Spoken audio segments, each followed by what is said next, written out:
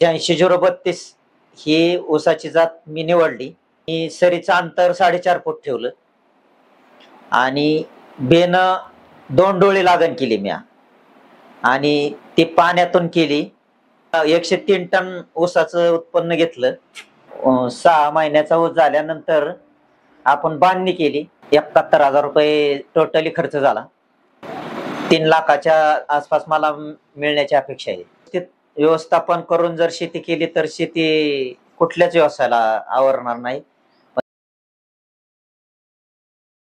सुरेश रामचंद्र वाबळे, मुक्काम पोस्ट पाटस.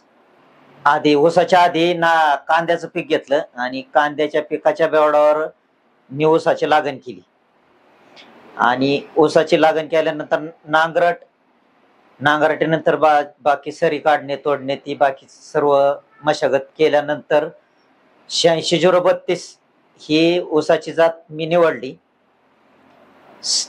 निवडल्यानंतर मी सरीचं अंतर 4.5 फूट ठेवलं आणि बेन 2 डोळी लागण केली म्या आणि ती पाण्यातून केली. 103 टन ऊसाचं उत्पन्न घेतलं आणि त्याच्यासाठी लागणारं जे काय औषध आहे ते ऑर्गॅनिक. सुरुवातीला कांद्याची लागण होती. कांद्याच्या बेवड नंतर मी नांगरट करून रान 1-2 महिने तापून दिलं. तापल्यानंतर पूर्ण मशागत झाल्यानंतर 4.5 फुटी सरी मी काढली.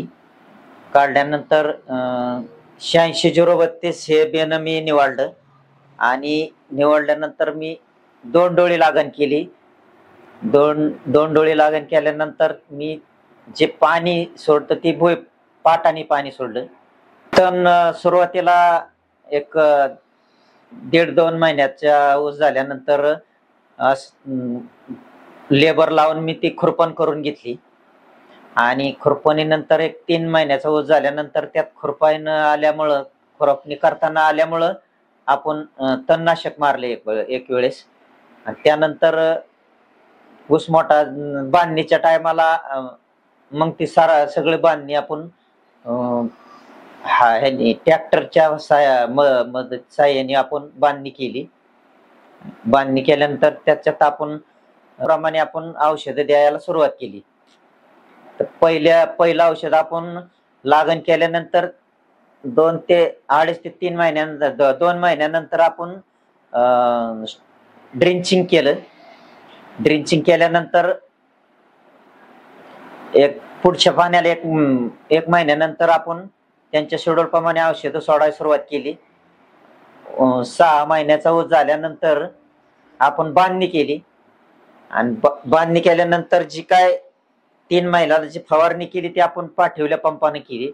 नंतर 5 ते 6 महिन्याचा ऊस झाल्यानंतर पाठवल्या पंपांना मारता आल्यामुळे आपण ड्रोनच्या साह्याने दुसरी फवारणी घेतली आणि 6 महिन्याने आपण ती बांधणी केली ऊसाची आणि त्यानंतर त्यांच्या शेड्यूल प्रमाणे आपण औषधं चालू केली. तर त्यावेळेस पहिला डोस आपण बांधणीच्या टायमाला सोडला. आपण एक औषधं असं मिळून 11 डोस तुटेपर्यंत 11 डोस सोडले आणि 2 वरनं फवारणी केल्या आणि आपण 1 महिन्याच्या अंतरावर पाणी दिलं. महिना 1.25 महिना. तसंच आमच्या विहिरीवर जशा पाण्याच्या पाळ्या येतील त्या पद्धतीने आम्ही पाण्याचं व्यवस्थापन केले. सुरुवातीला लागवड आणि सरी काढणी एकंदरीत मला 11,000 रुपये गेले माझे. त्यानंतर खुरपाणीला पहिली खुरपान 4,000 रुपये झाला खर्च माझा. दुसऱ्या खुरपाणीचा दुसरी खुरपान एक मोठं तण काढल्यामुळं थोडासा कमी होऊन तर 2,500 ते 3,000 रुपये झाला. फवारण्यास हिस मिळून मला 22,000 रुपये माझा खर्च झाला खताला आणि एकंदरीत माझा 71,000 रुपये टोटली खर्च झाला आणि मी त्या खर्चात माझा 103 टन ऊस काढला मी. सरासरी आताच्या बाजारभावात 3,000 प्रमाणे जर रेट पकडला तर आज 3,00,000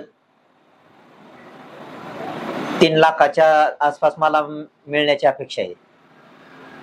सर्व शेतकऱ्यांना एकच सांगू शकतो की रासायनिक शेतीपेक्षा ऑर्गॅनिक शेती ही कमी खर्चात होते आणि उत्पन्नाला बी चांगल्या पद्धतीने आपल्याला उत्पन्न मिळतं त्यांनी ऑर्गॅनिकच्या औषधामुळे आणि उत्पन्नात बी भरपूर वाढ होते.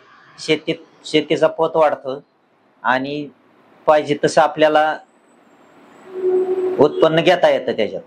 शेती परवडत नाही असं नाही, शेती परवडते पण ती केली पाहिजे आणि शेती व्यवस्थापन करून जर शेती केली तर शेती कुठल्याच व्यवसायाला आवरणार नाही, पण ते व्यवस्थित केली पाहिजे व्यवस्थापन करून.